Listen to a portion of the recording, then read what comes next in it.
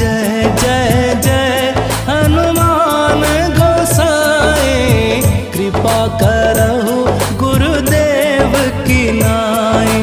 जो 100 बार पाठ कर कोई, छूटहि बंदी महासुख हो।